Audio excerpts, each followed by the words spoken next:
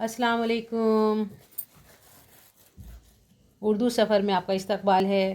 آج ہم work sheet 32 lesson number 12 کی کرنے جا رہے ہیں۔ میں آپ کو سمجھاتی ہوں اسے کیسے کرنا ہے۔ ریڈ کراس سوسائٹی کا مقصد جنگوں میں زخمی سپاہیوں سے لے کر نوبل پرائز دیا گیا تک اسے ریڈ کرنا ہے، پھر نیچے جو سوال ہیں ان کے جواب لکھنے۔ سوال نمبر 1، ریڈ کراس سوسائٹی کا کیا مقصد تھا؟ ریڈ کراس سوسائٹی کا یہ مقصد تھا کہ وہ عالمی پیمانے پر زخمی سپاہیوں کی مدد کر سکے۔ سوال نمبر 2، ریڈ کراس سوسائٹی کی کامیابی کے پیچھے سب سے بڑا ہاتھ کس کا تھا؟ جواب، ریڈ کراس سوسائٹی کی کامیابی کے پیچھے سب سے بڑا ہاتھ جین ہنری ڈونن کا تھا۔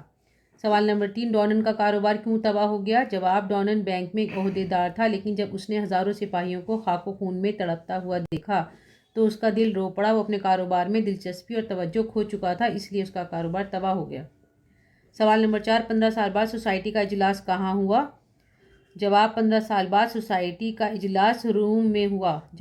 سوال نمبر 5، ڈونن کو کون سا انعام دیا گیا اور کیوں؟ جواب، ڈونن نے ریڈ کراس سوسائٹی کو بنانے اور ترقی دینے میں بہت قربانیاں دیں اور انتھک کوشش کی۔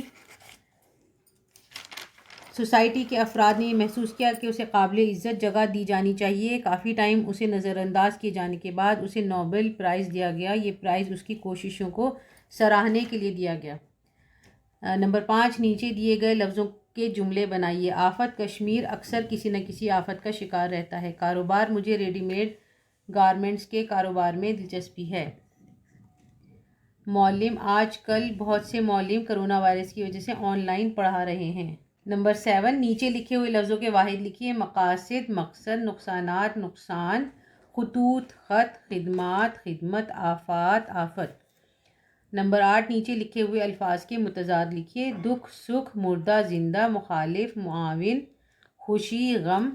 یہ کمپلیٹ ہو گیا کام؟ چلیں ٹھیک ہے، اللہ حافظ۔